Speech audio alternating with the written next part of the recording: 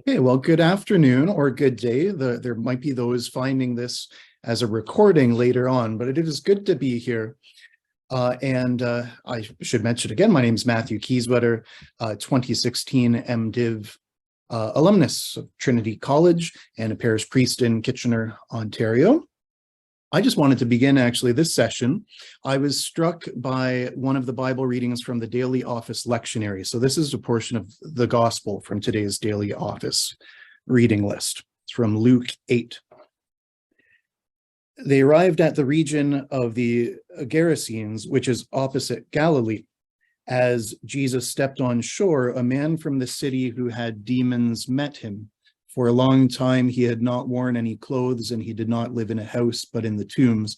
When he saw Jesus, he cried out and fell down before him, shouting, "What have you to do with me, Jesus, Son of the Most High God? I beg you, do not torment me."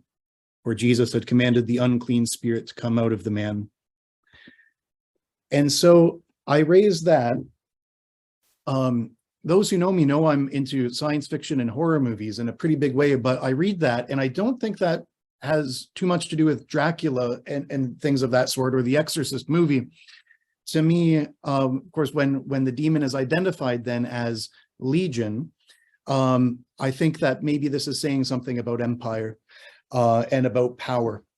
And there's that question, what have you to do with me, Jesus, Son of the Most High God? I wonder if the followers of Jesus have wrestled with that question.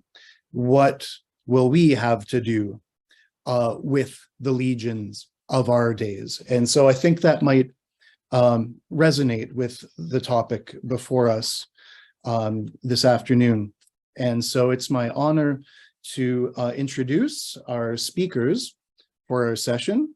Bishop Riscylla Shaw, suffragan bishop in the Diocese of Toronto, with oversight of the North and East Archdeaconries.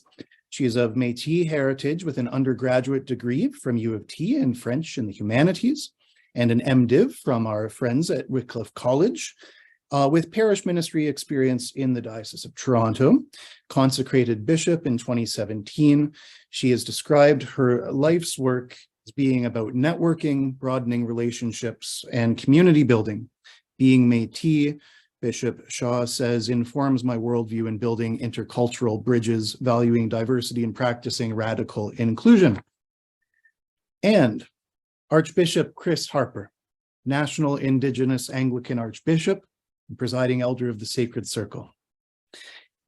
Archbishop Harper is Plains Cree with a background as an emergency medical technician, before going on to receive a certificate of Indigenous Anglican theology from James Settee College in Saskatchewan, and an MDiv, again from our friends at Wycliffe College here in Toronto, and ordained ministry in Algoma, Toronto, and Saskatchewan, where he was Bishop of Saskatoon from 2018 until the 2022 appointment as National Indigenous Archbishop.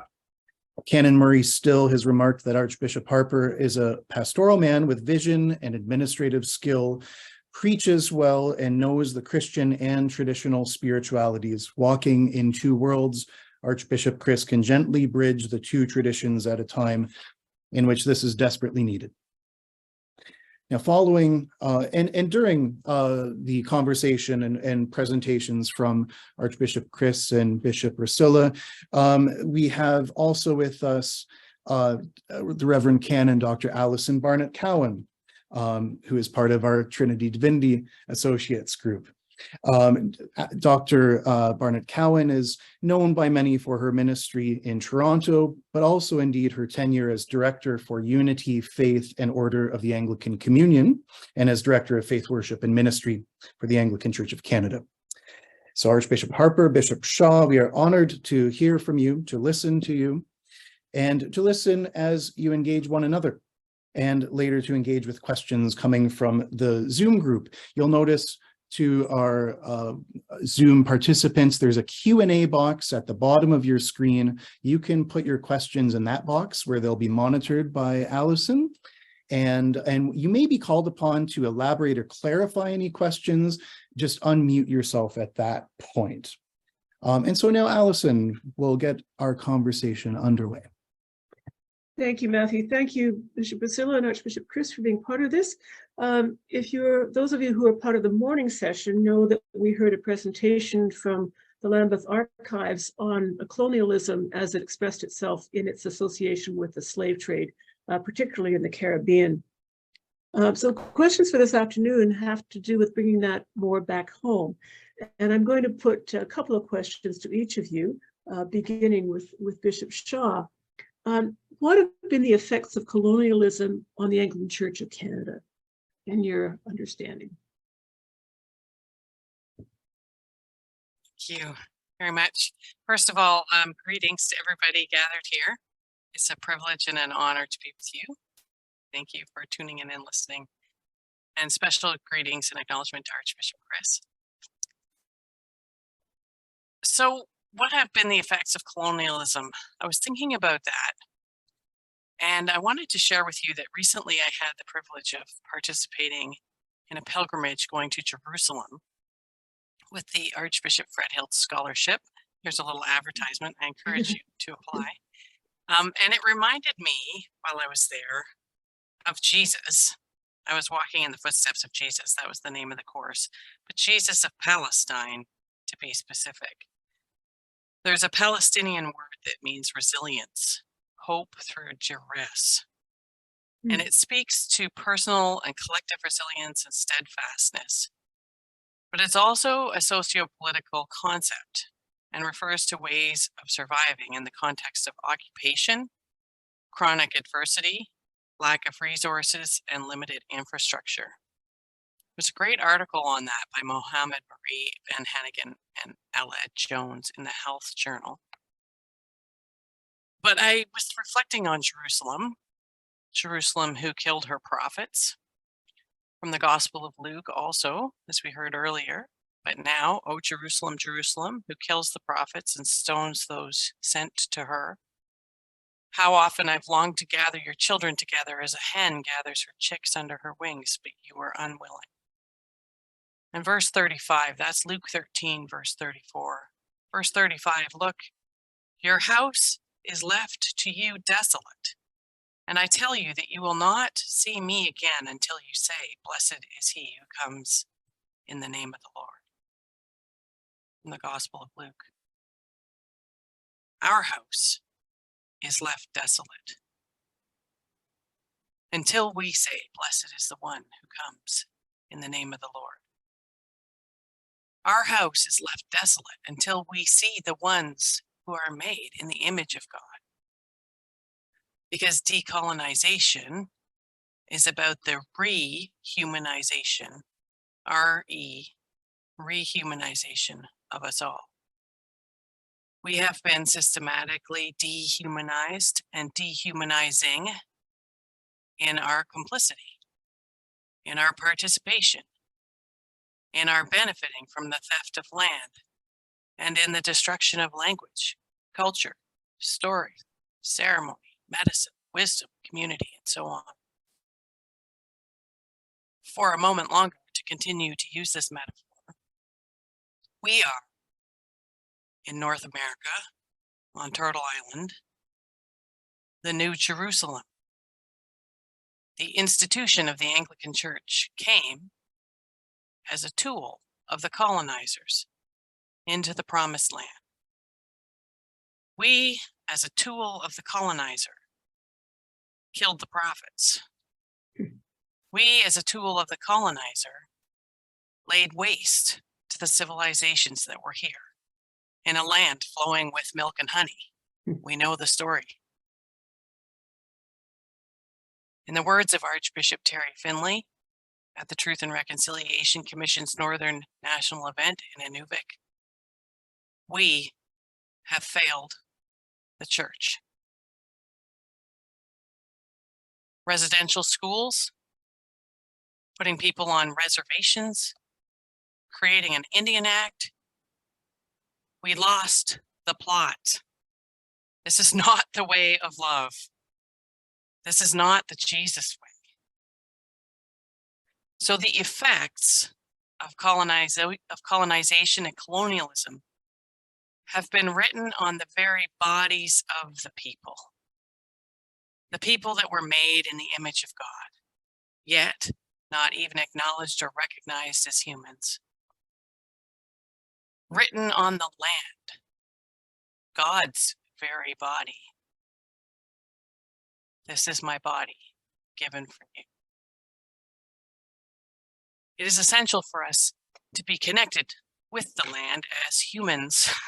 Gravity does that for us, but our minds must do it as well. The land is the promise of God, a reminder of the depth of the problem that we knew before the ships sailed the ocean blue, that the land is the promise. Remember the New Jerusalem entry.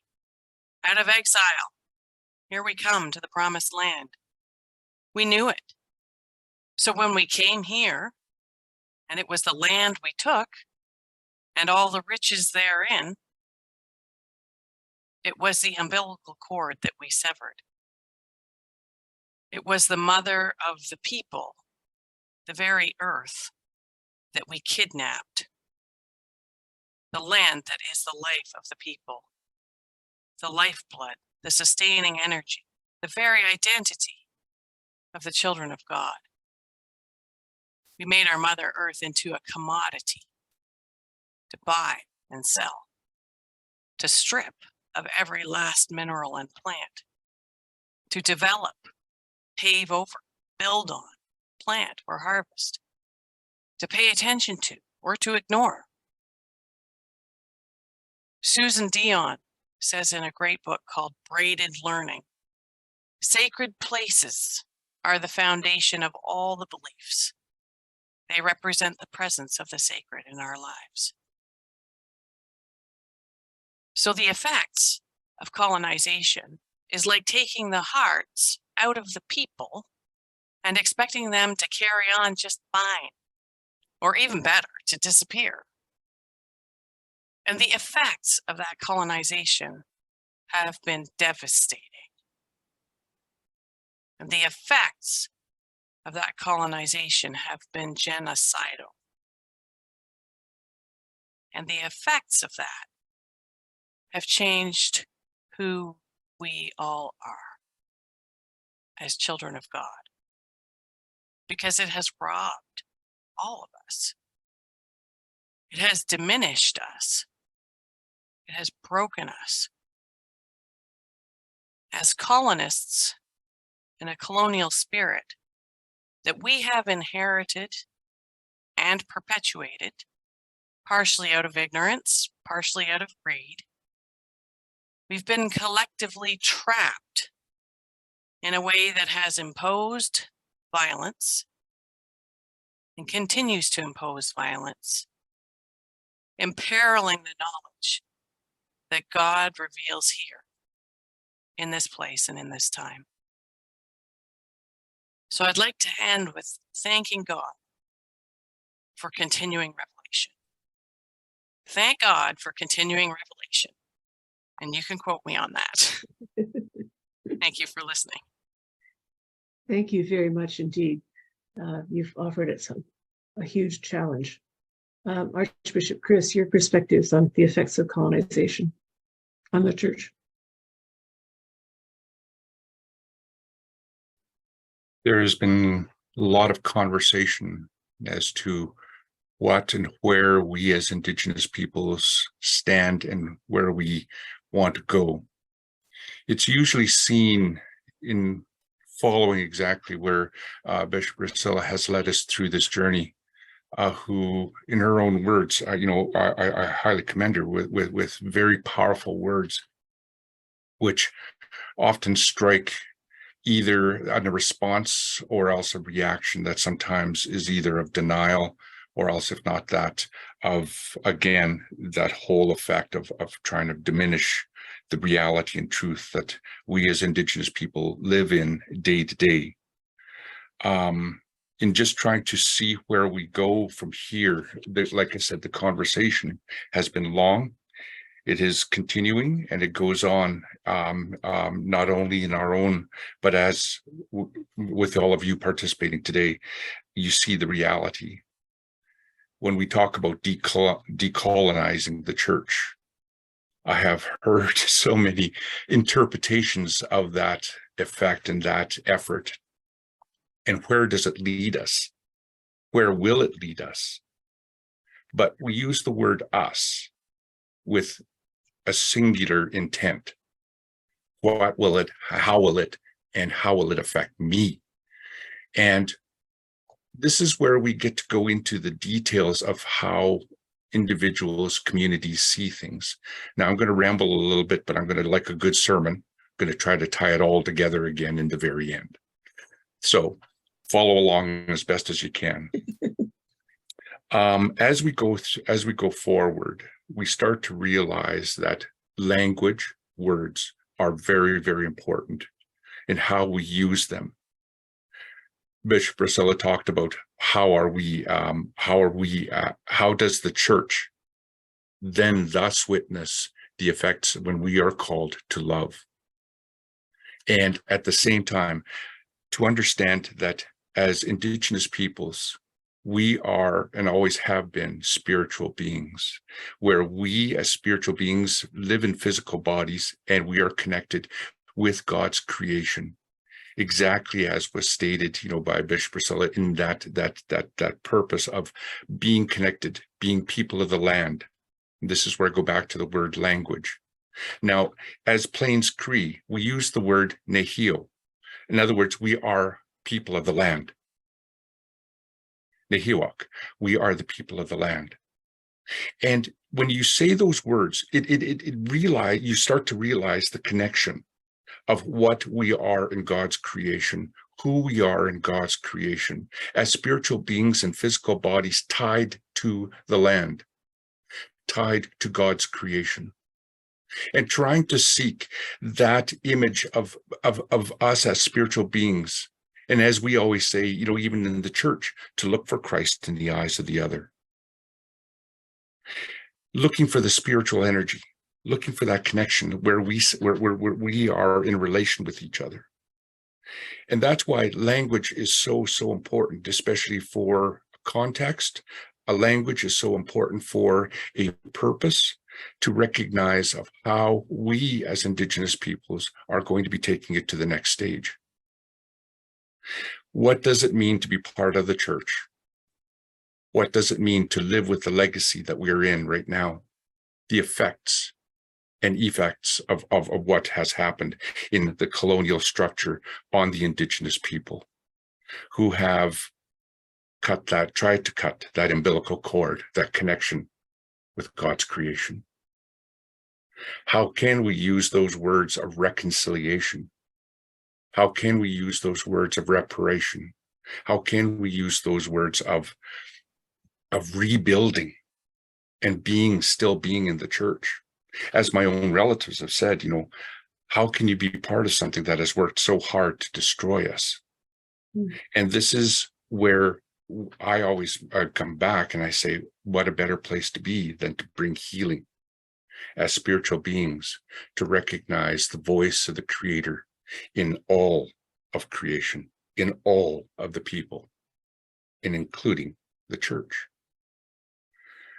So now in this journey that we're at, we're taking a look at trying to figure out how we can bring to the church and offer to the church that whole concept, the whole idea of what it means to be in community, what it means to see things in a broader picture, in a broader language and broader words than just what and the way we see it and say it.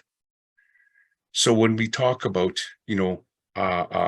reconciliation, I've always marveled in the way that words them specifically are used, especially for the North. They don't have a word for reconciliation because it's all the whole thought about the idea of coming together as a people and a community, how you are in relation with each other. And it's much the same as, with many of the Indigenous languages, there is no word for goodbye. It's always, we will see each other again. Our journey will continue. So language is very, very important. The context of those words are very, very important. and how we see things as spiritual beings in physical bodies, as tied to and connected with part of the land. Now, you know, I thank very much, Matthew, for the introduction that you gave, but I like to count myself as a good storyteller, and as part of that is to tell the story of the peoples, to tell the story of how we got here and where we are going. And so one of the things that how we see things differently is this. Now, when I sort of finished my secular career and started to get into coming back to the land, coming back to the reserve, I was very much, how can I say this nicely? I was very much worried about how I need to get this done. I have to get this done. I have to get this done. I have to get this done. Always there's a plan. There's always has to be done. Talking very quickly. And I remember my uncle looking at, out at me that one day, and he came over later on for tea over to my place, and he says, I noticed that you are always doing something, always rushing around. And I said, well, yeah, there's lots to do. And he says, yes, but don't forget who you are and where your connections are, your values are. Are you worried about what you do, or are you worried about that which is around you and you're trying to change it? And he says, remember that always those issues, those problems, those things that need to be done will be there tomorrow, and they'll still be demanding of you. But remember to take time and slow down. And it's much the same as with another story my grandfather told me, and this is where I get to play around a little bit with the passage that we just heard about, how we as human beings, how we see things. Now, I was blessed to be able to do a clergy retreat, and I asked the priests, and I asked them, I said, how many of you believe in angels? So just about all the hands went up. And then I asked, how many of you believe in demons? One or two. And I said, well, how can you believe in one without the other? There's always a balance in God's creation. The change of the seasons, which brings us right back to the beginning again, the renewal, the spring of life, the everything's there, but it's all held in balance. And those images of spiritual beings all around us. And it took me back to one of the stories that my grandfather was talking about with my uncle, and I was listening in, as I was blessed to be able to sit at my grandfather's right side and to listen to the stories and to the experiences.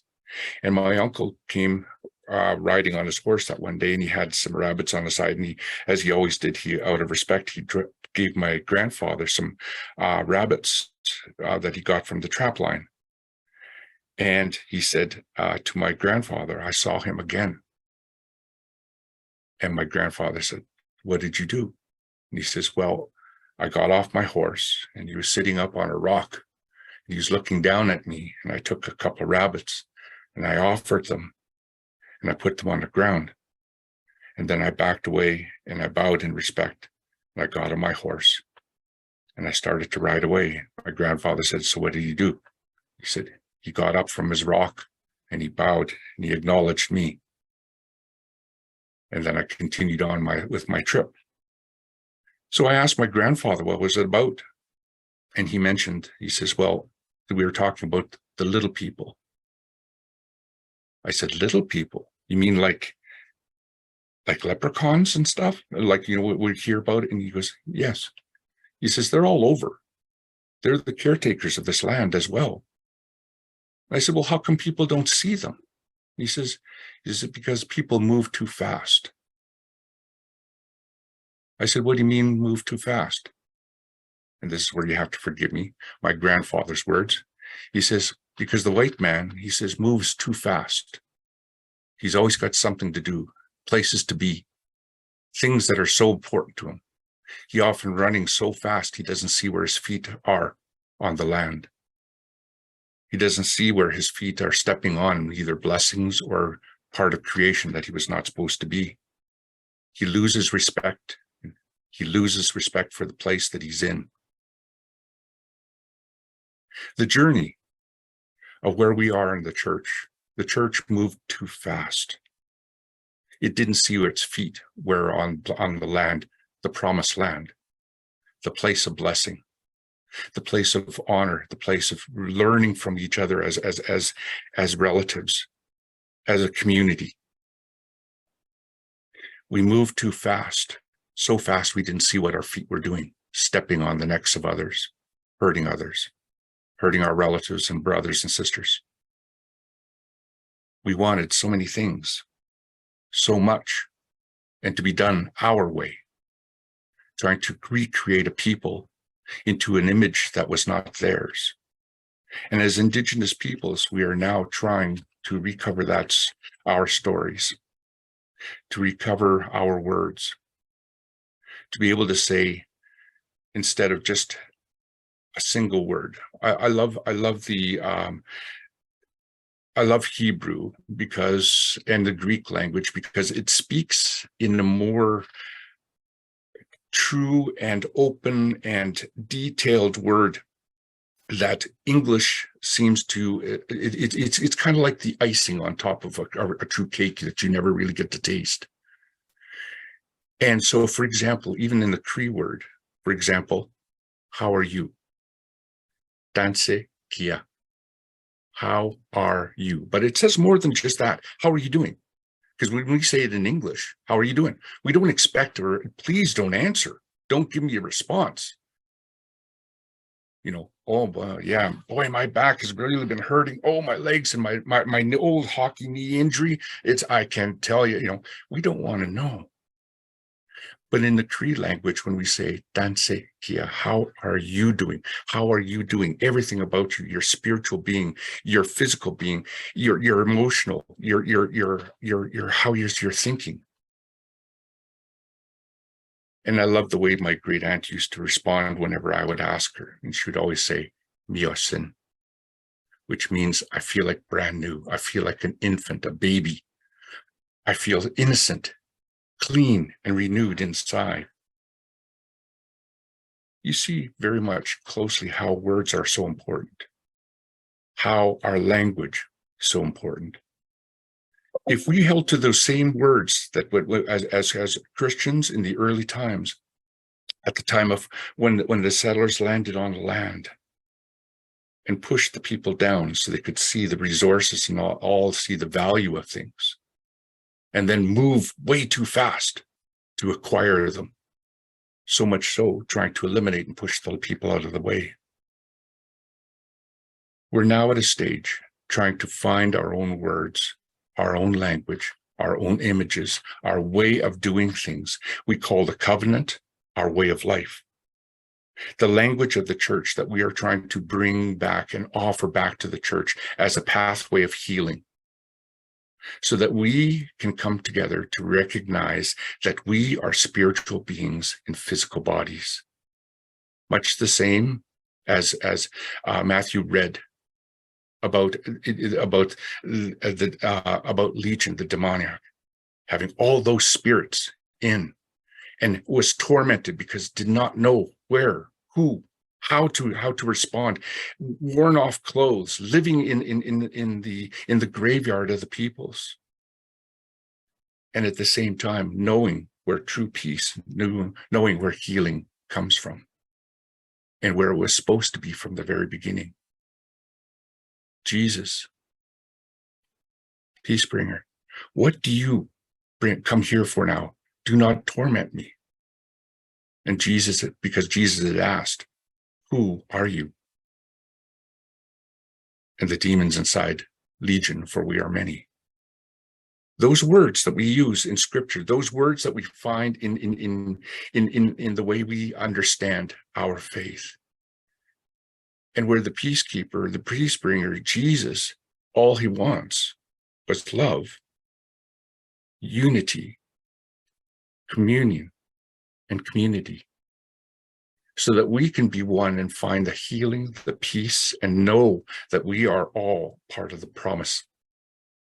And through the connection of God's creation, we are one. It's unique stories. And sometimes we forget our own story. What is your story? What is our story going to be coming in the future? The Indigenous people, and as I am now the presiding elder, I'm not sure if it's just the gray, but as presiding elder for Sacred Circle, we meet at the end of this month, and where we are going to be talking and bringing forward the covenant, the agreement, the words that we are going to put forward to the church. We invite the church to walk with us. We invite the church to be part with us and to be that communion and community. Maybe together we can bring a better story, a renewed story of hope, peace, love, truth.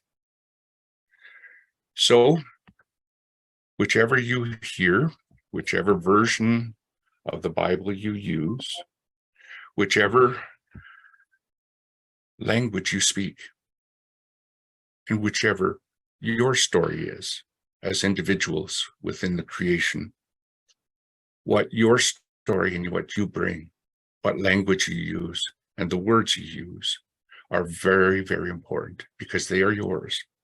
And you add that to the greater whole. I always love the image of that not one person can be a choir, but it takes many voices to make a beautiful sound and an offering to the Creator. So I'm going to try to bring it all back together again. How do we as a people go forward?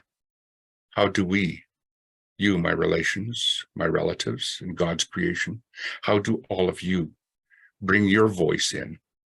How do you unify that to make a better and wholesome, more healing story? I like the image of being a bridge builder because it brings two sides together. Reconciliation is that, bringing two, I always challenged with those words that are in the dictionary, bringing two enemies together. But instead, sometimes it's just relations who have rushed around too fast, too long, and now trying to hear each other's voice. So I am honored to be with you. I'm honored to be able to have an opportunity to try to bring a level and sense of bringing new words, new imagery, and a new opportunity for where we in the church, for where we as Indigenous peoples are going to be going. My last story is this. I'm now up to 4 feathers. This is one of my feathers that was given to me when I did a presentation at the United Nations. And the people of the United States gave me this feather, and it's 2 feathers in one that they tied together with a leather tong. And they said, we don't know why, but we always felt these 2 feathers would be for somebody that's right. And so they offered it for me, and I said, I would be honored to take it. Number 1, it's got this war-torn, embattled feather that's all beaten up. And on the other side, it's got this white feather of peace and a feather of experience.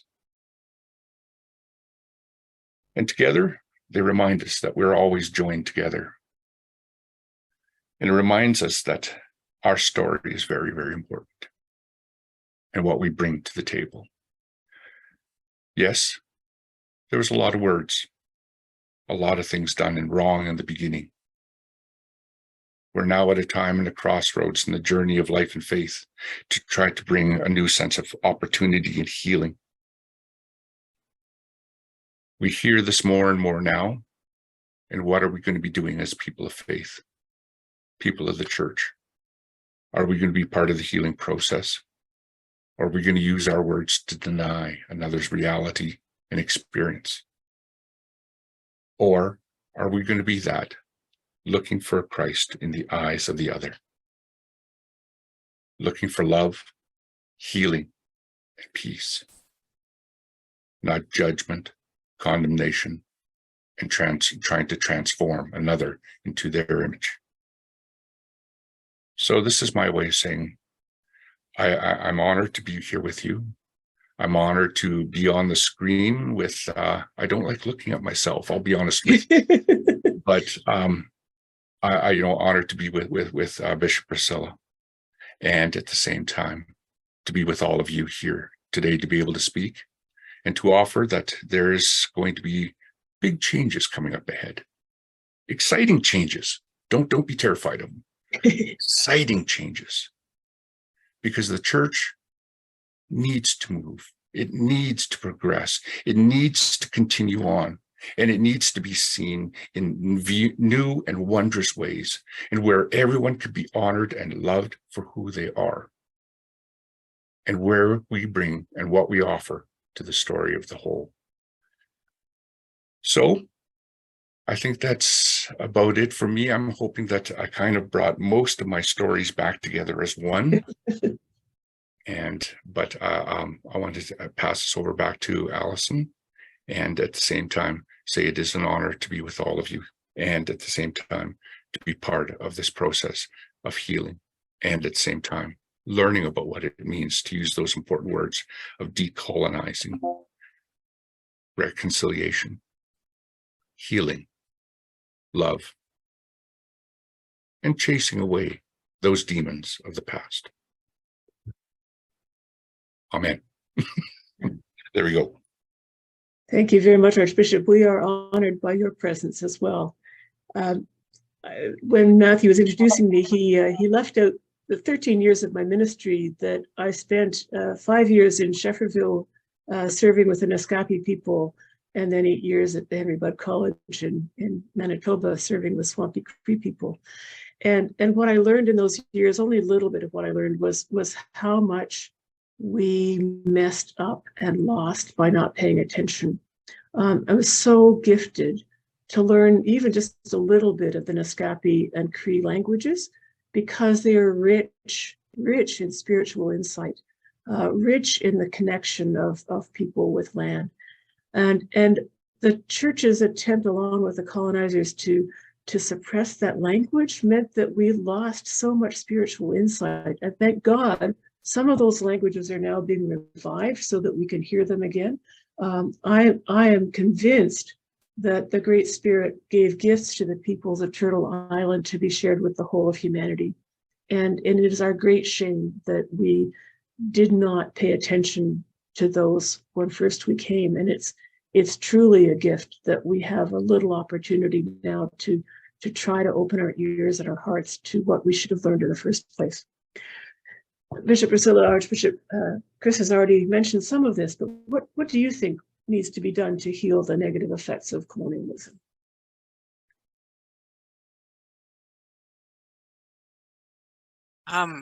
Thank you so much, Allison. That is really beautiful what you just said there.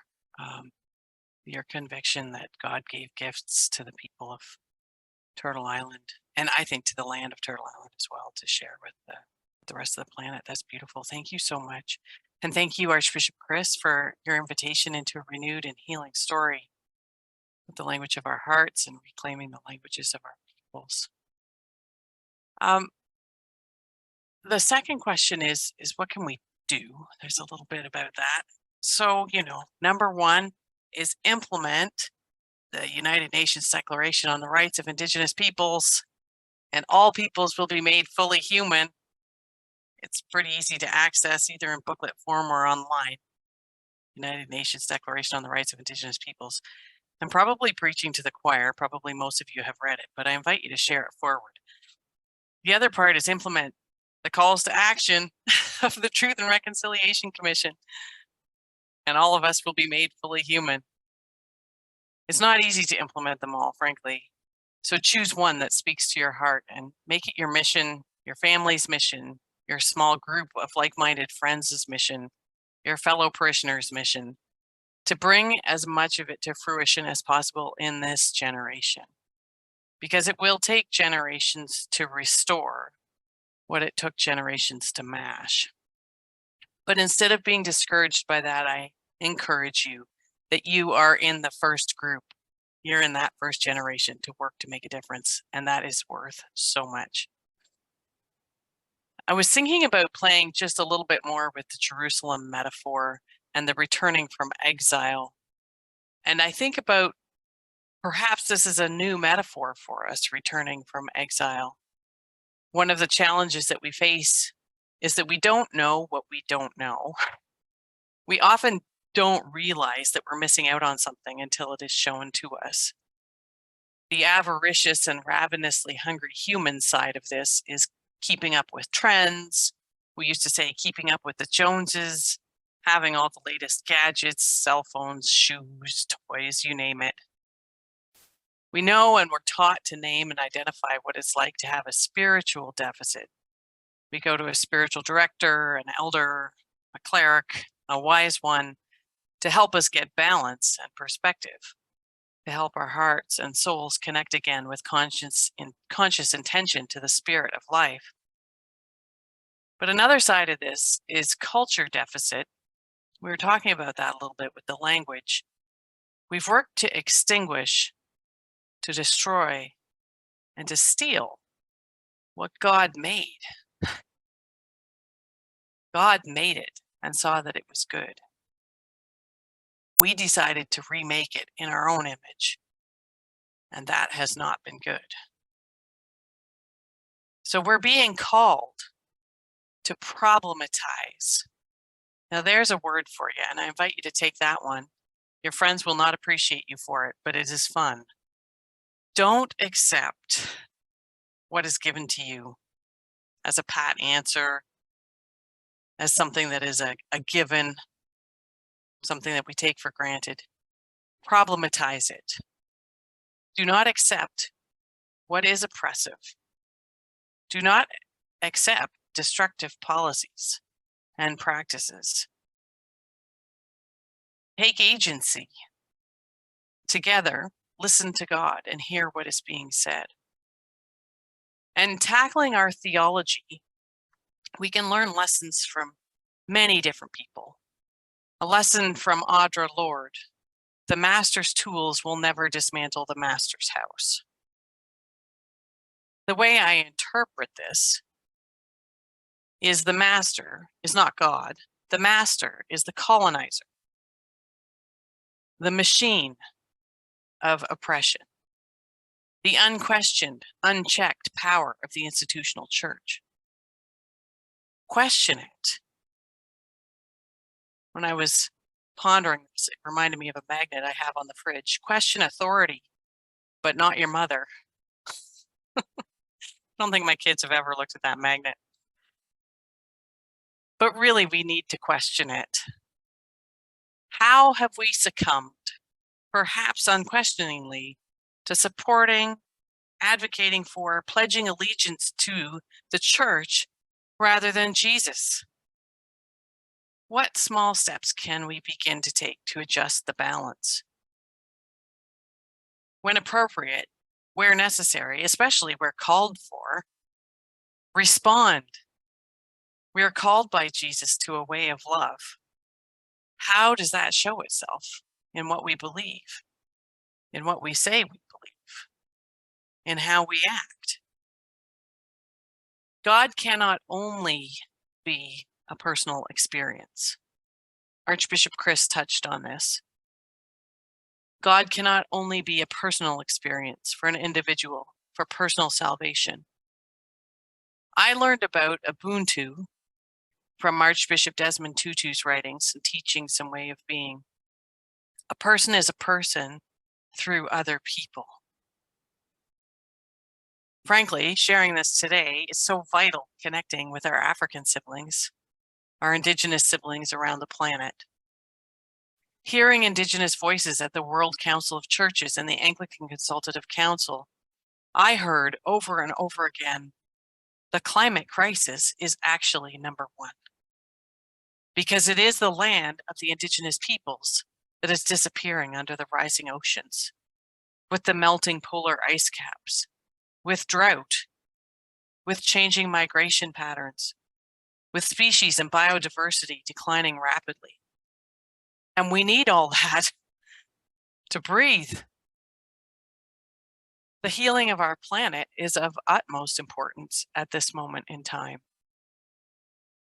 How can we shift the script to talk about this, to do something about it, to put it right in front of our vision. We need a balance in the spirit and in our language, in the seasons, as Archbishop Chris reminds us. And we definitely need a balance of the individual and the collective. What we do as individuals and what we do as a group, because it really does matter. I'd like to share with you from Arthur Solomon, an Anishinaabe spiritual teacher. It's called "There is no middle ground." There are many people who have seen the way things are and have asked almost in despair, but what can I do? And the only answer has been, you have to do something about you. Only you can decide whether you will be a part of this destruction or whether you will set your heart and mind against it. You may not be able to change where you work or how you earn your living, but you are totally responsible for the direction that you give your own life. We are only visitors here in this part of creation. We are guests of the one who owns this creation. We are always to keep in mind that we can own nothing here, not even our own lives. So the purpose of life then is not to acquire possessions, but to honor the Creator by how we live. If we chose to be on the side of that great positive power, we have no choice but to set our hearts and minds against the destruction around us. But thought without action is useless.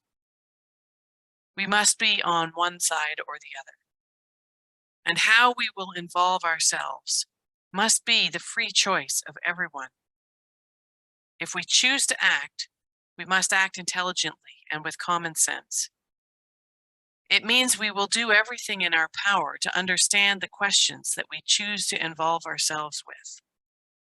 But whatever we are, we must be action people, even if the only action possible is to pray. Power is given to each of us by the Creator. They are on a journey. They have chosen their way. They will restore their humanity. They will take their place in the sun. Will their path be a road of anger and bloodshed? Or will it be a road they can walk on in honor and peace? A new nation of people will be born again. The sacred color of red will be restored, and no power on earth can prevent it. You, that other color of man, can assist at the birth of this new nation. Will you? We are ready, but we have no land. We have no money, and we have no place. We have nothing but the anger and the frustration of our young people. We have our vision and we have our hopes. We have our understanding and we know the way, and we want to teach our young people again before it is too late. We have our plans, but where are those who will help us?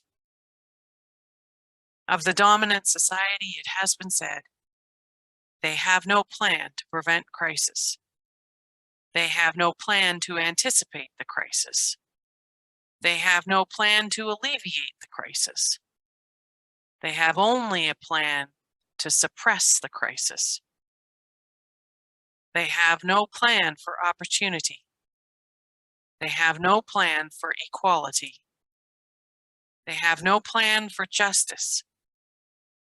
They have only a plan for repression. We suggest that you people begin to talk with us because it is 5 minutes to midnight.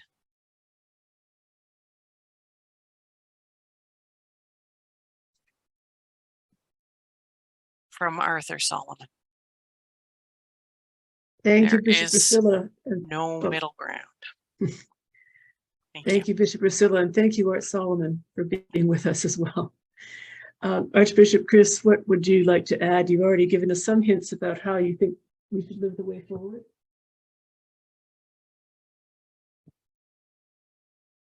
Summarizing those words of what can we do? Well, we understand and we know that education is always key. Simply put, learning by listening, humbling ourselves, respecting each other, yourself, and truth-seeking, especially in a world today where there's so many mistruths and, where individuality is seen to be the word on everybody's lips, where everyone can say to themselves, I am right and I am unanimous in that. But we start to recognize that it's about a greater whole. It's about a greater truth, trying to be better today than we were yesterday, acknowledging that we all make mistakes, acknowledging that you make a mistake and that it's always right to be able to come back to the fold and to be better and to examine ourselves, to see what our connections are with the community. How do we connect with first our Creator? And do we acknowledge and do we know the truth in the community, in creation, and in our place? To know the importance of our voice and to believe and to balance our life and to know what love is and what truth is in faith. I love the whole image of also knowing your song. Life, which is your life and faith experience in the great journey that we are all on together. To know your song. I always tried to tell, especially even in Sunday school, just letting the kids know that exactly what that song is. And that song, so I always ask the kids, I always used to start with this, and I always ask the kids, do you play instruments? Some will say, oh, yeah, I play the trombone, I play the tuba, I play the guitar, I play the piano. And then I give them my musical experience. And I said, but did you know that you started out with a whole different song? I said, in the very beginning, you shared a song that was very special, one that only comes, that you can share with another in such closeness, and that is with your mother. You shared the same heartbeat, that same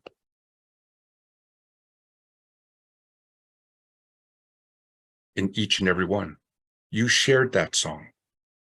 And then as soon as you took your first breath, that song became yours. It'll be that same song that the Creator will ask you, sing for me your song. Sing your life. Tell me that you laughed, did you cry, did you celebrate, did you walk with others? Were you a peacemaker? That song that you will be able to sing before the Creator is yours, which you build each and every day. And that's why it's important to be better today than we were yesterday, to know our song and how we sing it for the world. It's part of our offering to the community and to the Creator, because your presence in this world, your journey in this world is so, so important. Your power, your voice, your strength. And you build all of that in your song by learning and listening to others, learning and growing today, and to celebrate the journey that you are on in this journey of life and the journey of faith. This is one of the reasons that, especially right now, it's so important that when we're together, to be able to listen to each other's stories and to grow and to acknowledge that we make mistakes. Mistakes have been made about the past. We cannot change that, but we can change the future. We can change the world of tomorrow if we acknowledge and humbly put ourselves before others. Lord, what will you have of me?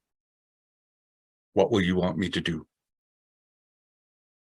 It's up to us how we carry. But at the same time, we have to be open and honest and respectful of each other. I did a presentation once on truth and reconciliation. I had one of the elders of the church say, "Oh yeah, we did that 2 weeks ago. Yeah, we were already done reconciliation." I said, "Really? You've finished it already? You got to teach the rest of the church how you did it then." So we have a lot to learn. We have a lot to grow. And it comes from humbling ourselves before others and saying, maybe that comes with experience and comes with this wonderful, wisdom that we gather when we get gray, that we know nothing.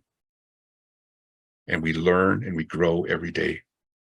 And that we have nothing in truth, but the love and the strength in our song, which we carry on. So what do we have to do? We have a lot of education to do. It's starting here right now. And for that, I celebrate. What do we have yet to do? Goodness sakes. All of us are in this amazing journey together. As long as we walk with each other, support each other, pray with each other, and lift up those prayers high so that we can make a better path and a better journey and take the straight road with each other and honor each other in that respect. There's my words. Thank you. We have 3 questions in the chat already, but I invite Archbishop Chris and Bishop Riscylla to exchange conversation with each other for a few minutes, if you'd like. Sure. Well, I just wanted to, we were talking about it before we went on the camera here, and before all of you, is that we had just completed last week our first youth gathering, which we call Sacred Beginnings. And it was a wonderful success where the young people gathered together. It was theirs. So I stepped back and I tried to stay away from it as much as possible and tried to let them sing their song, learn their song, and enjoy the communing with each other and with the Creator in finding their identity. And I think this is the big part of the journey that we're on right now, is finding that identity, and we'll be seeing that again coming up at Sacred Circle. But I just wanted to share, and like I said, we were talking about it beginning, just before we came on with all of you here, that the Sacred Beginnings, the youth, was a wonderful success. The young people went back home with a new story that they learned from each other. To be able to even to gather around together and to be able to sing around the fire, the sacred fire, which opened the whole gathering together and stay and burn 24 hours until it was extinguished at the very end when they left. But it spoke about how it drew them all together, and that they learned from each other. They were strengthened by each other. And especially in a world today where there's so many suicides, and it's all because of isolation. It's all because of the hardships. It's all because they don't see any other course to take. The pain is so great. And together, my hope and my prayer, my goal is that they will be able to network, and that they will be able to know each other, and to be able to say to each other, if they're in a time of real need, I need you. I'm struggling today. Pray with me. Talk with me. And that's the hope. That's the opportunity. But I just wanted to say that very quickly here. Just when I see where we are, how we are growing, and how we are learning. We're learning the stories, and I think that's very important. And we're learning our song.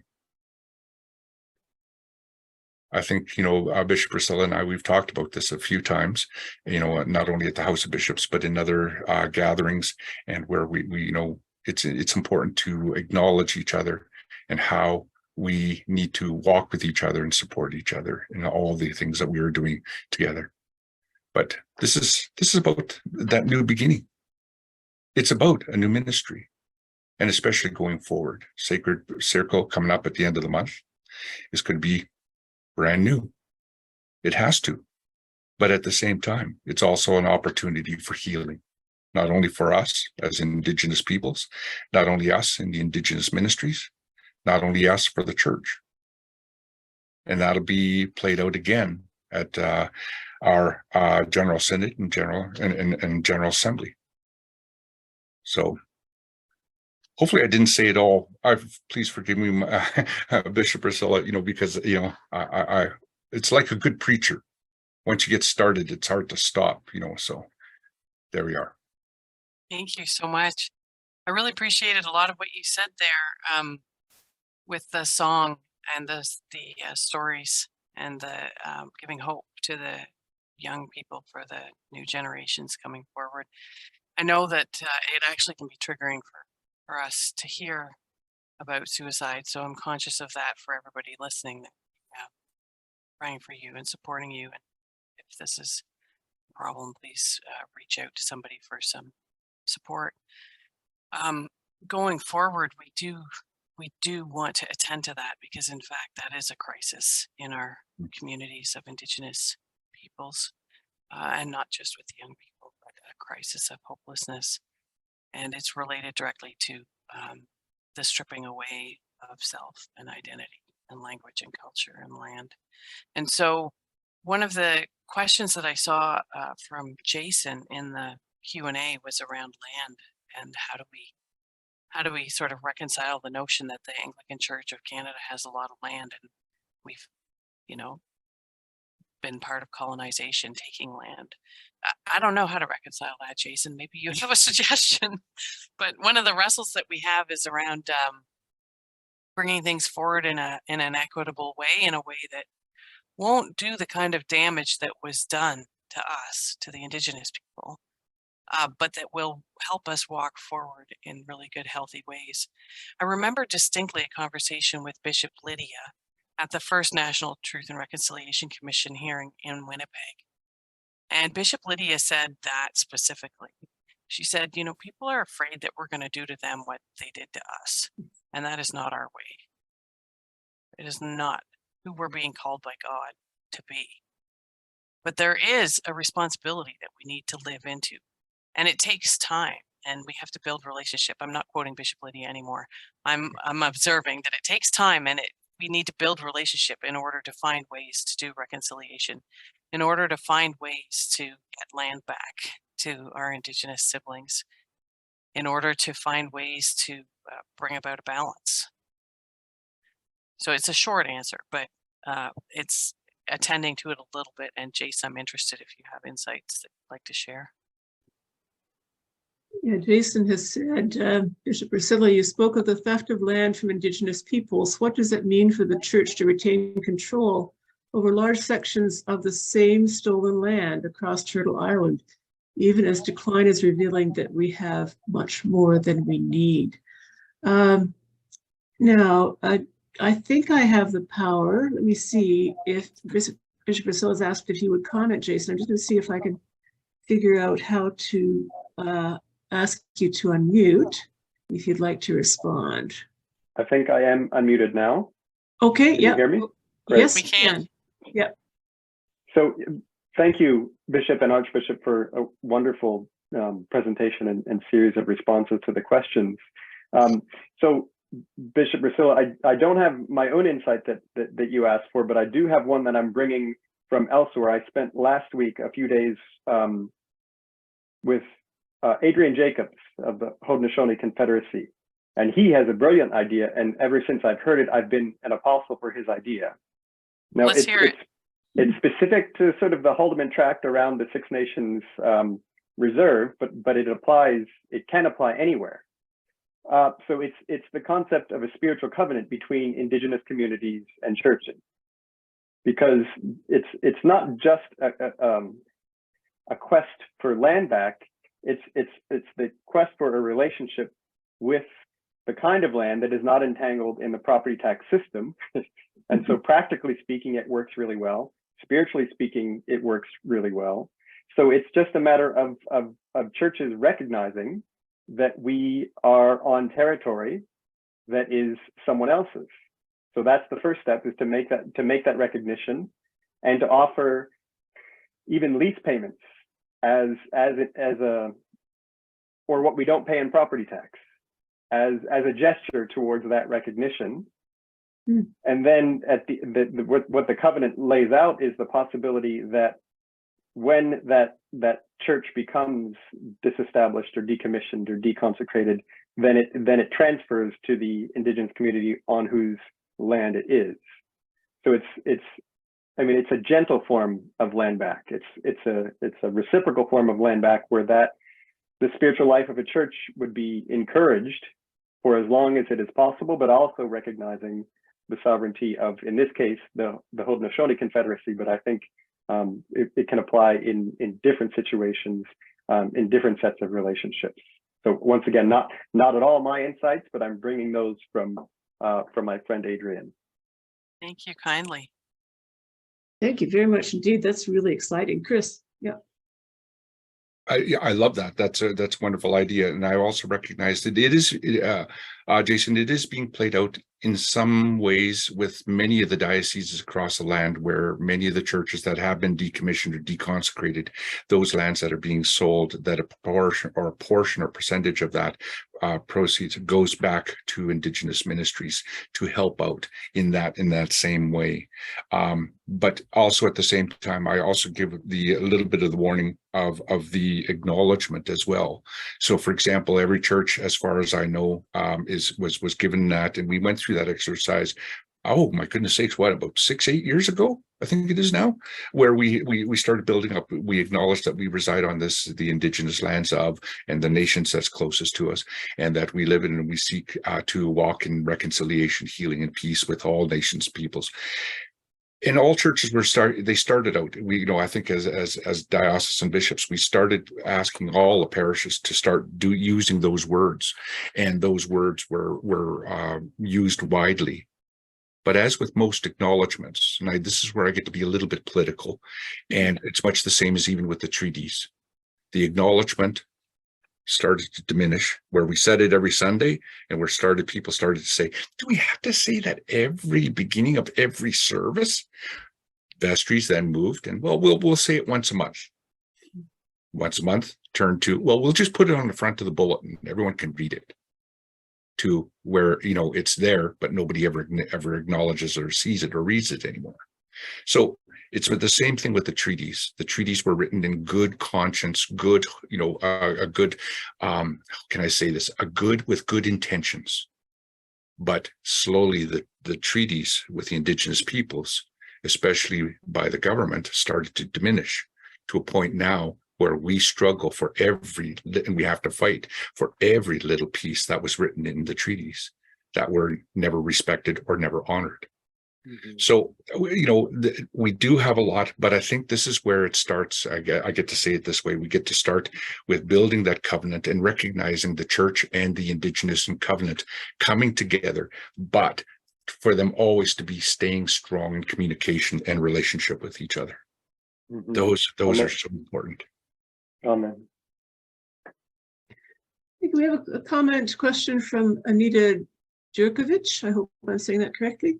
Thank you so much for these words and the reminder that words matter. One word that has given me pause over the years is the word reconciliation. How can this be achieved when the bridge still tips in favor of those in perceived power? Reconciliation requires not only a desire for true unity, but also the mindset of all peoples being equal. I pray for healing with the divine creator's help. Thank you. I would like to comment.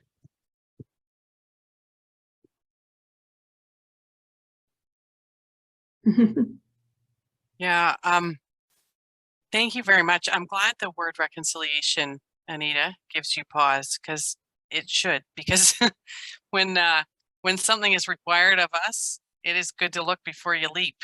It's also good to leap, but look first. So I wonder if Chris, Archbishop Chris, you have something further to add to that, because like I recall you did mention specifically that there's no word for reconciliation in one particular language you were referencing. The notion that it's more of a concept than a word. Yeah. Well, if you look it up in the dictionary, reconciliation is a noun. And I challenged that, and I said we need to make it a verb, something that we do every day. We reconcile with ourselves, with our community. We reconcile ourselves with the others around us, the partners in our lives. We reconcile ourselves before the Creator God. It's always that, doing something. And oftentimes it is so easy just to use the word reconciliation without doing. But we need to do something. The church needs to do something. And it begins with you. It begins with me. And that's why it's so important that we recognize that the word is incredibly complex. And it can mean so many different things to others and those around us. But we need to see how it affects us and what we need to do ourselves first before we impose it upon others. How can we change? How can I change? How can we together make this journey together in peace and reconciliation? And what are the next steps? And we need to be able to talk truth into reconciliation. That's why the TRC, the Truth and Reconciliation Commission, talked about that. And that means learning, especially when you look at the 94 calls to action about what it means for us to start learning in not only in colleges, but in our own church and in our own lives, in our homes. Yeah, and adding into that, I always see the and sign in between truth and reconciliation as a J for justice. Yes. As it's truth, justice, and reconciliation. We can't have reconciliation without action and without a rebalancing of what has been so far out of balance. Because it's not really appropriate to say, sort of like we've done the calls to action, we've done the Truth and Reconciliation Commission, we've done the justice because we said that we did it. Like we have to show, right? We have to use our actions to show justice, and it takes time, it takes money, it takes intention. Sometimes it takes policy changes. And it takes a lot of effort and groups of people working on it, grassroots movements. Sometimes it's so good. So important. I want to encourage people in every direction that you can to move towards justice for the sake of bringing us into a place of reconciliation. Relating to that, Father Nathan Humphrey says, "Thank you, Archbishop, for naming Jesus as the peace bringer. I've been trying to find a word that describes what the fruit of authentic reconciliation is, and I think the answer is in following Jesus as peace bringer. In your ministry, where have you seen Jesus act most powerfully as peace bringer in the truth and reconciliation process?" In the Indigenous ministries, and we have, for example, even in our, where's the camera? Here, there's the camera. I never know where to look anymore because I try not to look at myself. The symbol that we have for a sacred circle, which is basically the symbol of the medicine wheel, which has all the 4 directions, 4 different colors of all the nations of people, and at the same time how it is brought together within this great circle that we call the circle, the sacred circle, and how important it is that we recognize, and probably in this very center of that is this cross, and that the Creator has always been with us and will be with us in every step of the journey of as we go through the circle of the journey of life and faith, and learning that the Creator is always there and bringing all 4 nations together. So the question of how can we do this, recognizing that Jesus as the peacemaker, the one who brings peace and who is peace, is to recognize that through prayer that we bring and offer that. And that's one of the things that we have even with our within the gathering prayer for Indigenous ministries. Creator, we give you thanks for all that you are and all that you bring to us within your creation. In Jesus, you place the gospel in the center of the sacred circle through which all creation is related. You show us the way to live a generous and compassionate life. Give us your strength to live together with respect and commitment as we grow in your spirit, for you are God now and forever. Amen. It's about that, bringing that prayer and offering the prayer to change, to be reconciled, to listen to truth and to hear truth and to acknowledge and accept it. And at the same time, to walk in the peacemaker's words, to respect each other, to love each other, and to forgive. Lord, how many times should I forgive? Scripture tells us. So to be peace in this world. And we say that at the very end, when we do the blessings, and we, as bishops and as clergy, where we say that be peace, may peace of Christ be with you. We hear that in our confession and our absolution, and how important it is to recognize that we need peace, we need hope, and we need to be walking in that light of peace, which only the peacemaker, Jesus Christ, can bring. Also known, or as we say it and interpret it, as Creator sets free. That's peace.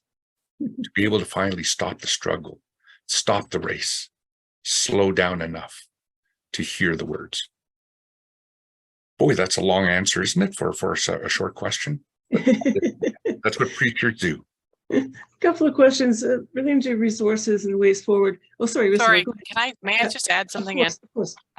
One of the poignant moments for me in Holy Week is the notion that in front of Pilate, Herod and Pilate started talking to each other when Jesus was there. They were previously enemies. They became friends over such a horrible uniting of minds. And one of the really powerful things about that is Jesus the Peacebringer. And we have seen these things in the Truth and Reconciliation Commission's work of people coming together who would normally never come together. And I have heard people say, I have never seen things this way before, and now I'm learning to see them. And it's hard, but I'm in the process. I'm willing to be in the process. And I think the Peacebringer, Jesus the Peacebringer, is our accompanier on this journey. We are never alone. We're never abandoned by God. And we are reminded when there are opportunities that we would have never really found ourselves in before. And we are going there courageously. So I think one of the challenges is a lot of people have heard now about the Truth and Reconciliation Commission. A lot of people have heard about the missing and murdered Indigenous women and girls. A lot of people have been paying attention with the revelations of the graves, the unmarked graves of the children in the residential schools. And also, there's more work to be done. And also, Jesus the Peacebringer will help us find a way ahead in this, will help us find ways to do justice where justice needs to be done. And it's not just here in Canada, as we know. A lot of the schools in the States that were day schools or residential schools are also finding unmarked graves of children. And so it's a movement, and it's sad, but the children are speaking. They have a voice now.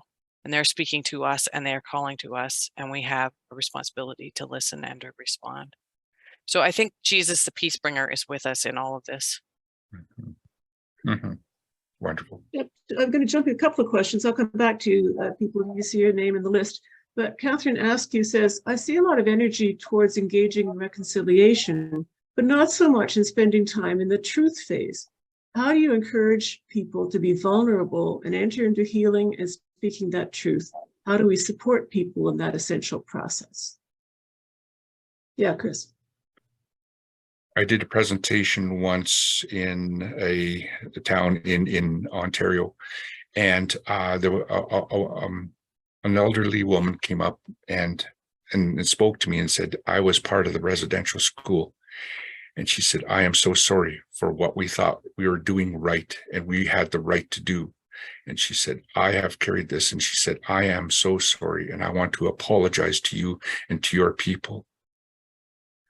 And so I did a simple prayer of reconciliation with her. And I said, may Almighty forgive you. And may we together walk in peace, in love and forgiveness.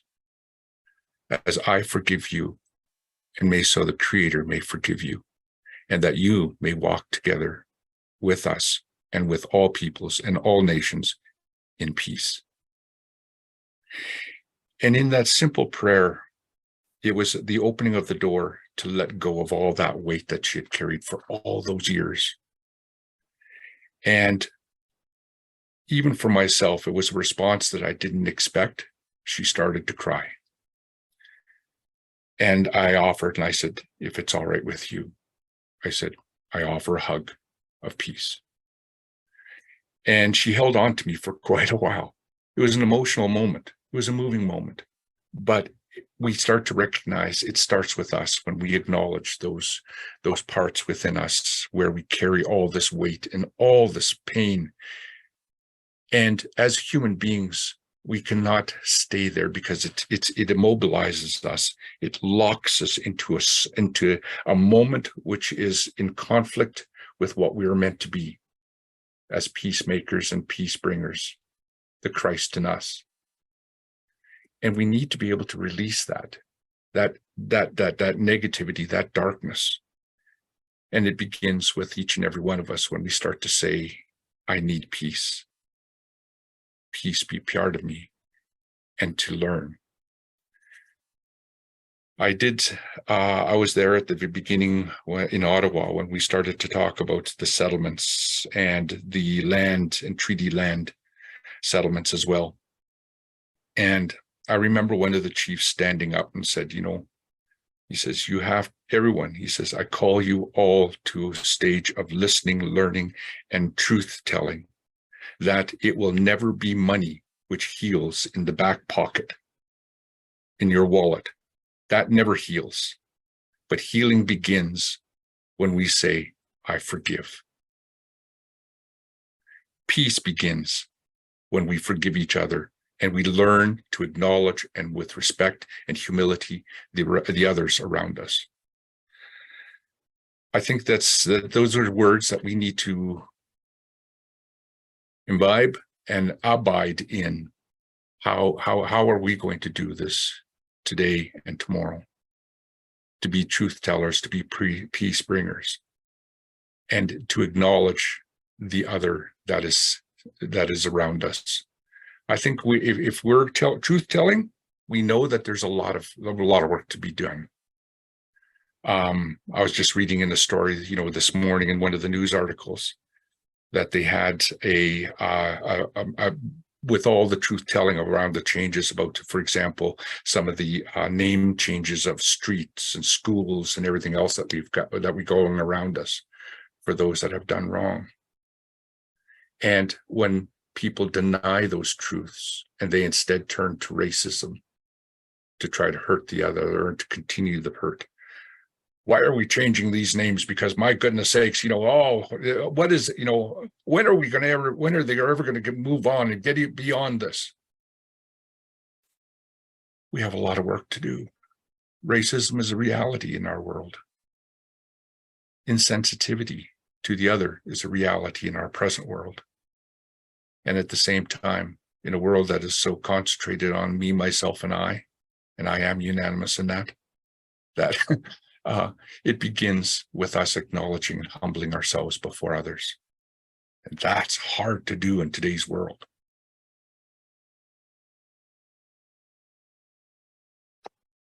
Thank you so much, Archbishop. Did you? Yeah, I just had a thought. Catherine, thank you so much for this question. It's an important one. I think there are a couple of things that I have as some thoughts to add to the above. One is that some people will not be vulnerable and they will not enter into hearing and speaking that truth. And also that is okay. We need to allow people to be where they're at in their process. We do also need to encourage people. And so those who are willing to come along, that's where we roll up our sleeves and put our hands together and engage in the process. It's very good. It's difficult though, and quite frustrating when not everybody is coming on the journey with us to speak the truth and to hear the truth. But Jesus asked that famous question, what is truth? And it's difficult, actually, for people to be able to do that. One of the interesting experiences that I had coming through listening in the Truth and Reconciliation Commission process, listening to stories, was that we shifted the language around story, because story is very important and everybody has a story. but also story can sometimes be interpreted as fiction or fictionalized for the purpose of, you know, making a good story. So it's about listening to people's truths and their experiences. And how do we do that? And then how do we use our spheres of influence? Commissioner Murray Wilson used to say that every day. How do we use our spheres of influence to expand the circles that are hearing these truths and hearing these experiences? And in a place where it's a safe thing to call it story, it is valid to call it story for sure when people share their stories. So I would like to encourage that that we find ways to do that. And very often it's one-on-one, but sometimes it's in groups. Sometimes it can be safer in a group. It's essential to support the people, as you've mentioned in the very wording of your question. How do we support people? Sometimes we need counselors and priests and therapists around us to support that work. Healing circles are very often struck in Indigenous communities. And so healing circles can be modeled in non-Indigenous communities as well. And it's a good thing. Very often it takes 14 healthy people to create a healing circle. And sometimes it's hard to find 14 healthy people to create a healing circle. So sometimes somebody has to be brought in from elsewhere, somebody who's got some experience, somebody who's willing to listen and walk with. But very, very worthwhile looking into what are models of healing circles that could be struck, that you could bring forward as a proposal in your communities. Thank you very much. A little bit moving away from directly on truth and reconciliation, but still related. In June 2009, June was declared as National Indigenous History Month in Canada.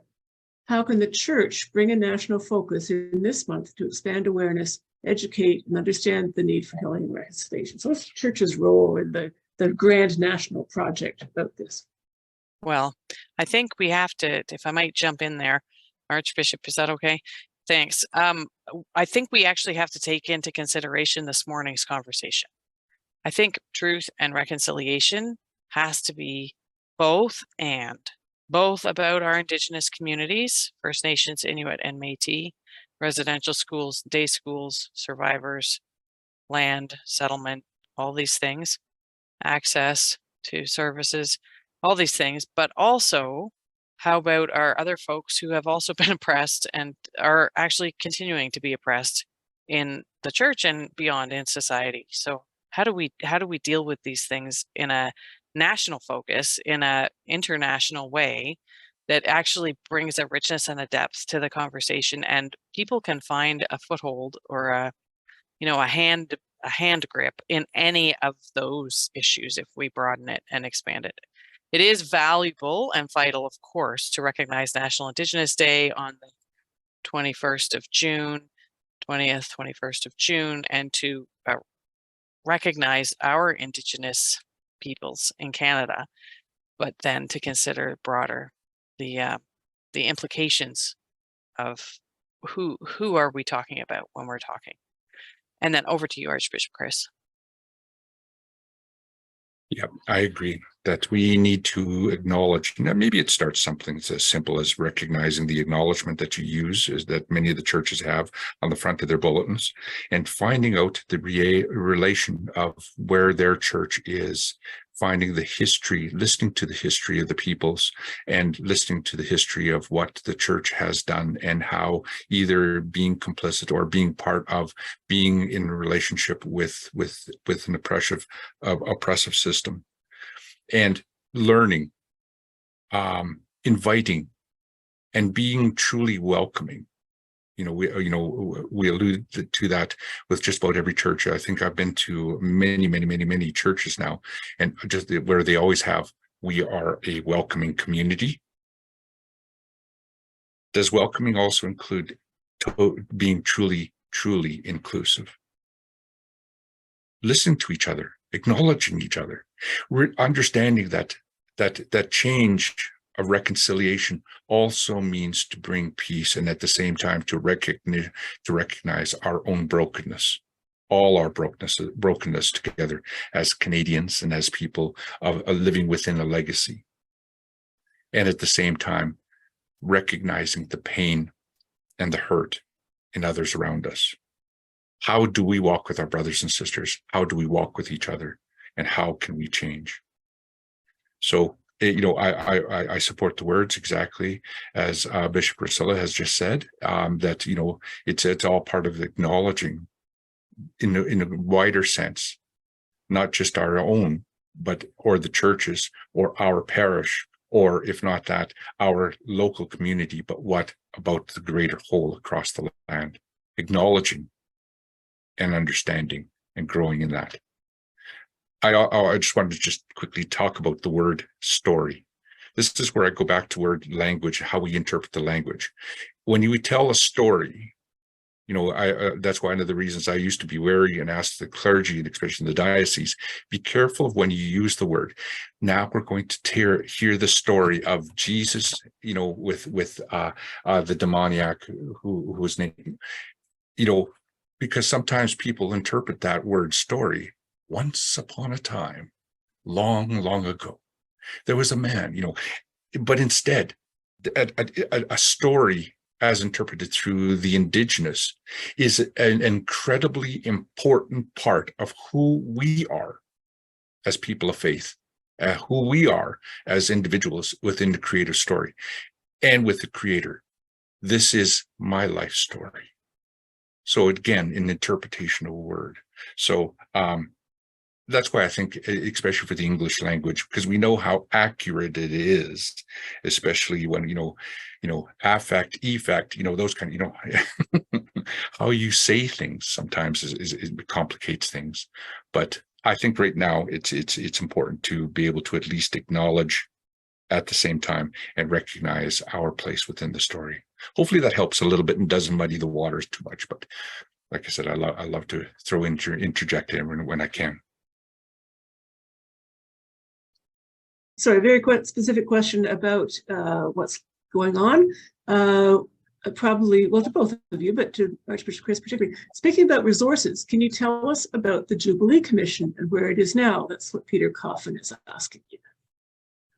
The Jubilee Commission has been doing some work trying to find out exactly where we are as a church, the Anglican Church of Canada, trying to find out exactly, looking through the historical records of the changes and at the same time what the church has been done, I guess you could say, in respect to reconciliative efforts to try to bring justice to the whole, maybe the monies that were earmarked for Indigenous ministries or Indigenous stipendary, those kinds of things. And how were they utilized and where did the money go? Was it enough? Did we do it appropriately? Was it carried through? And the Jubilee Commission has been has appointed archivists and researchers to go through the documents, to go through what we can. But there has been a little bit of struggle to do so, to meet the mandate. And I think that's where we sit right now. And that'll be a little bit of for deeper consultation and consideration within the coming weeks as to will be offered and how are we going to attend to this. Sorry if I might interject, one of the challenges has been the pandemic. Made it quite difficult for a lot of us, set us back in our work on the commission. So by the grace of God and the blessing of the primate, we're looking at probably extending the work on the Jubilee Commission to the next General Synod as well, so that we can get some more work done on it and we'll have a more fulsome report. Yeah, exactly. Yeah, I'm sorry that Archdeacon Boyles isn't here this afternoon. He wanted to be, but I think he had a dentist appointment because he was here this morning, and he's doing a lot of the archival work for the commission, and he would have been able to give us an update. Okay, on commentary, a question and commentary from Alison Kemper. The financialization of land and humans is at the core of the process of colonialism. We need to restore both land and humanity to their divinely intended purposes. We might want to recognize that all of us have been dehumanized by colonization and its parallel process, monetization. We can only become human when we grow towards this vision of land, a vision that Indigenous people have guarded for the centuries since 1492. Jason told us of one way to align spiritually by demonetizing land and creating a spiritual covenant. How many other ways can we make this happen? I don't have a quick answer for that, Allison, but I would like to say that I really appreciate that, because it is very, very true that we have all been dehumanized. And as I mentioned early on, one of the purposes of decolonization is for the rehumanization of us all, because there's that famous phrase that's attributed sometimes to Gandhi, that your well-being is tied up with my well-being, and there's the notion, the Ubuntu, that I am who I am through you, that we need each other, and that real connectedness that is global, that we have to be human together, and that no one of us is actually fully human without the other also being fully human. So I really appreciate Allison Kemper drawing our attention to that. And Jason did share with us that way of aligning spiritually, which is very good.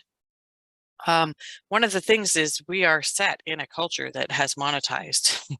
And one of the wrestles is how do we move forward in a way that doesn't strip us all of our houses, the roofs over our heads, all these things that we have, recognizing that there are many that don't have, and how do we do this? And I think it isn't one easy answer. I really don't think there is, but ways to make it happen is step by step, piece by piece, people thinking together, people working together on it, planning together. Archbishop Chris, did you have some further thoughts to add to that? This is where we start to recognize that it's going to take some time. I think that's the world's greatest prayer right now. Lord, give me patience, but give it to me right now. And I think we just need to recognize that all of us need to be patient about where we go, how we're going to do this together. And that means at the same time recognizing that it took us this many years to get here. It's going to take us this many years, more years to try to come to a peace and reconciliation going ahead. I think that at the same time, when we start to recognize that about what we commodify too much, let's put it that way. Everything has a value. And we put the weight and the reality or the worth of any, whether it's a human being or also, if not that, a beautiful little cross. What is it worth? To an individual, it could be worth everything. It's my faith. To another person, well, it's handicraft, so it's not worth too much. To the person who made it, the prayers that went into it. We commodify everything, and we need to be careful that we don't do that with each other. As human beings, you are made in the image of God, each and every one of you, and how priceless you are, and that how gloriously and wondrously made you are. Not one of us are the same. We need to celebrate that, because that shows the diversity, that shows the creativity, that shows the Spirit of God moving in this world, in our created world. And to see the joy of every moving of the Spirit, whether it be a cat that moves across your screen, Matthew, or us and what we do in the world today and how we dance and how we sing. Let us celebrate together.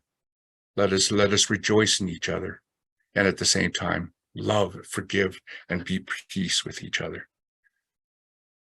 Don't put don't put your all your value and everything else in the world. Put it in something that is invaluable. Don't commodify, but instead be peace and be that strength of faith. Thank you very much. There's one more question on my list, and we'll have time for maybe one or two more if anybody feels moved to write something more in the Q&A. Stuart Ball asks, in response to Archbishop Chris's statement, where do we go from here? And Bishop Riscylla's commission to just do what little you were able to do, I'm reminded, and indeed use as my lodestar, a doxology. I'm neither theologian, academic, or philosopher, but my experience in my own parish groups is the more we each do what little we can, the larger the effect. More than we can ask or imagine. Indeed. Oh, hallelujah.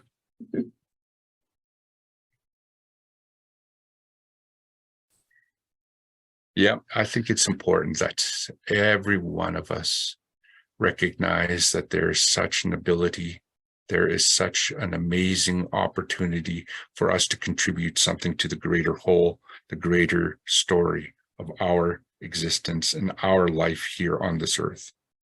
Each and every one of us have a separate and amazing and beautiful song to sing.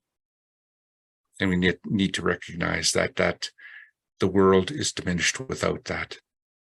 So I think when we start to recognize that the greater purpose, the greater intent is that more than we can ask or imagine, more than we can ever imagine about our role and our ministry, our place in this very exact moment in time. It's up to us to honor that, the calling.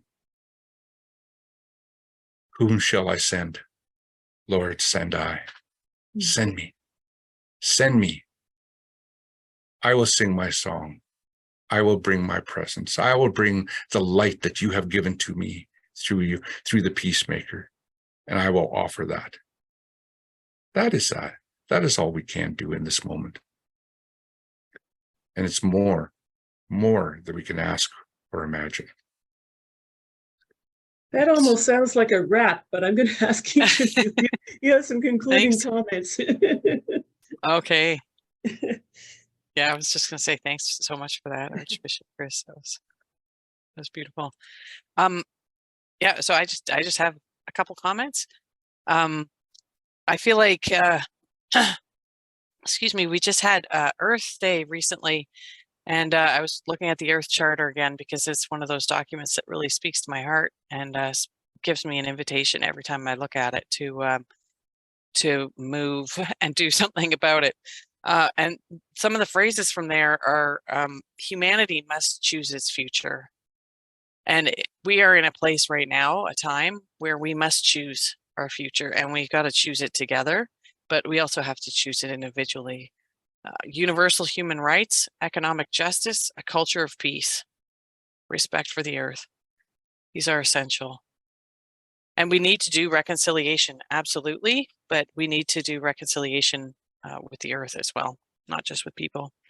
And so I'd just like to end with a little story. I saw a t-shirt recently and it was great. There's a reason why this reminder and encouragement and call to action is necessary. The t-shirt said, resistant and resilient. Yes. Yeah. Resistant and resilient. We need these memes, right? May it be thus and so. Yes. Yes, we need these memes that are these sometimes, the simplest things on either bumper stickers or, a t-shirt. So true. I still love the story of one of my dear friends. He said, he says, I was coming out of the city, he says, on the freeway, and he said that just in front of me, there was a vehicle there it said, honk if you love Jesus. And he says, you know how much I love our Lord. And I just laid on the horn just like you would. And he gave me the finger. So it's important to especially how we start to see things, and at the same time just to honor and acknowledge those true moments. But I think it's a wonderful part of who we are as human beings to go forward this day. But I just wanted to say in closing that we try to recognize about how our place and how we are in creation, how we are with the Creator, and who we are. And I always tell the story, for example, even with my braid. I'm one of the bishops and Archbishop now with hair. And a braid is anyone who's ever done braiding. I'm I'm not good enough to braid my own hair. My wife braids my hair for me every morning, as I let everybody know. And when she does, she places her hands on me, and then she blesses me, and her prayers and her spirit is shared with mine. And this reminds me every day about what it means to be in communion. It takes 3 strands: the heart, the mind, and the soul.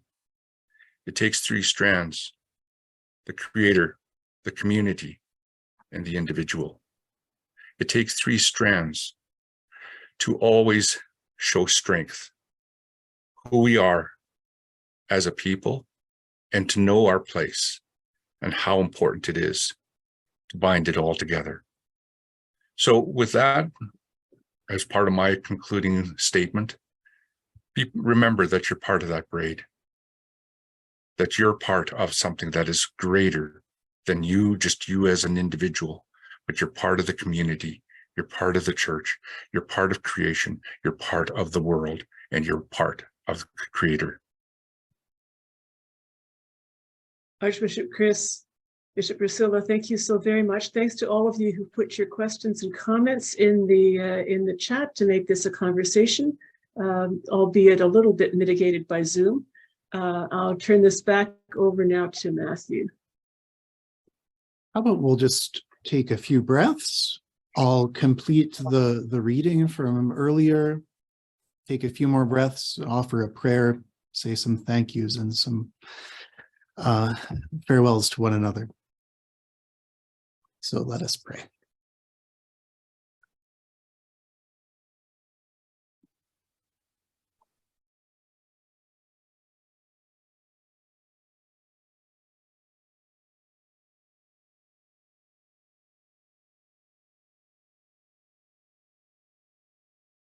When the man saw Jesus, he cried out and fell down before him, shouting, "What have you to do with me, Jesus, Son of the Most High God? I beg you, do not torment me." For Jesus had commanded the unclean spirit to come out of the man. For many times it had seized him, but he was kept under guard and bound with chains and shackles, but he would break the bonds and be driven by the demon into the wilds. Jesus then asked him, "What is your name?" He said, "Legion," for many demons had entered him. They begged him not to order them to go back into the abyss. So we continue in prayer.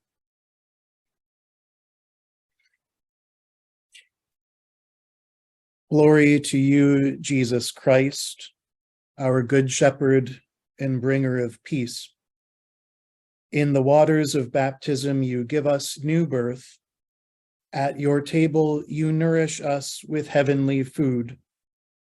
And in your goodness and mercy, you guide us beyond the terrors of the abyss to your Father's home to dwell in eternal light. Glory to you forever and ever. Amen. Amen. So thank you, Archbishop Chris. Thank you, Bishop Riscylla. Thank you, Allison, for facilitating this this conversation, for connecting all of our Zoom participants and the questions with our speakers. If anyone who has been a part of the day feels called or moved to offer support to the Trinity College Divinity students' bursaries, there's information on that Eventbrite portal where you registered, and also on the Trinity website. And so on behalf of the Trinity Divinity Alumni Associates and the Office of Development and Alumni Affairs at Trinity College, thank you again to Archbishop Chris and Bishop Riscylla, and to all who have been a part of the day and the afternoon. In the next few days, you'll receive a survey, and we really do invite and hope for your feedback and to give us a sense of direction of what might we explore in future years, or how might we gather, or what might we do? What can Trinity Divinity offer to the community and world? So we welcome your input. And I'm still glowing that just last week we had our first Trinity Divinity e-newsletter.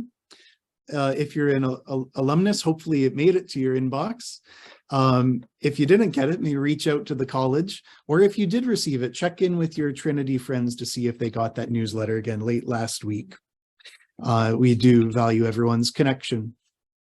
And so with thank you to again, Andrea and everyone that's been involved in everyone, the committee, subcommittee, everyone that helped put the day together. Thank you, and peace be with us all.